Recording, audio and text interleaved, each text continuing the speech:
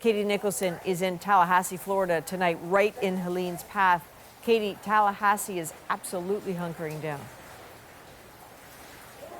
Yeah, this is the kind of storm they haven't historically ever seen, according to their mayor.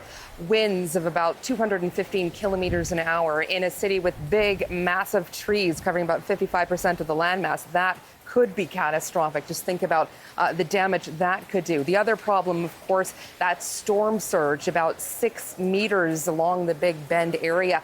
And that creates a kind of flooding situation that the National Hurricane Center says, well, it's the kind of situation where you see people lose their lives. And already tonight, we are seeing videos of dramatic rescues in Fort Myers, police going out in boats to rescue folks.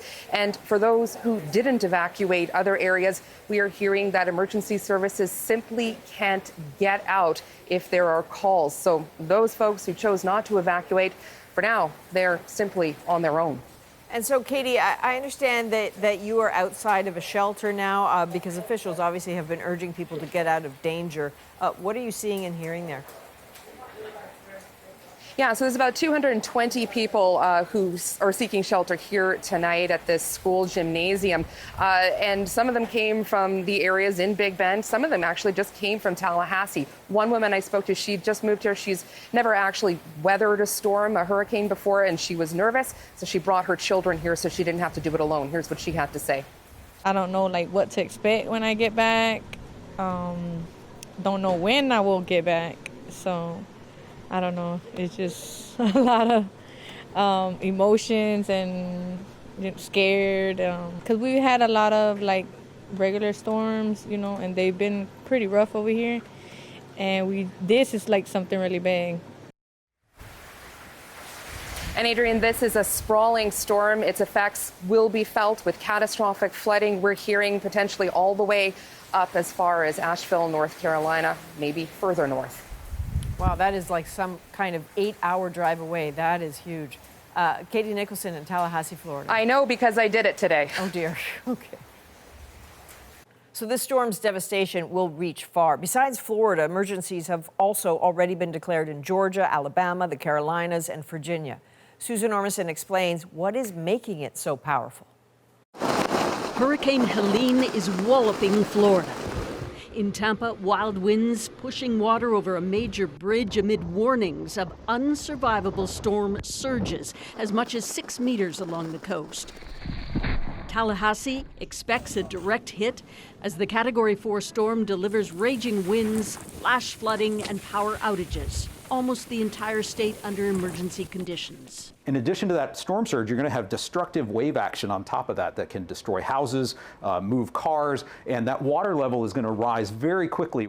This storm is big and wide, fueled by abnormally warm oceans trapping heat from the atmosphere. The Gulf of Mexico at alarmingly high temperatures. Even early in the season, we could see that they were warming more than usual and really, setting us on a trajectory to have a lot of energy within the ocean to feed the storm. Warm air holds more moisture, so heavy rain threatens wide swaths of the southern U.S. from Florida to North Carolina. Even though Helene is going to be moving quickly, it's going to bring the potential for catastrophic flooding from heavy rainfall. The U.S. has already racked up costs over $20 billion from weather and climate disasters this year. The frequency putting pressure on the U.S. federal emergency response. We're seeing a strain on our staff with more of them deployed for longer periods of time. Floridians are frustrated, forced to leave their homes again. It's been a whirlwind. Last year when Idea hit, we lost everything. There's a lot of people that's trying to rebuild that hasn't gotten rebuilt yet, and here they go again. Near Tampa, Virginia Newton is considering quitting Florida altogether. We have to do something about climate change, because if we don't, there will not be a tomorrow. The worst of this storm will hit overnight in darkness, so the extent of damage from Helene will only reveal itself by morning. Susan Ormston, CBC News, Toronto.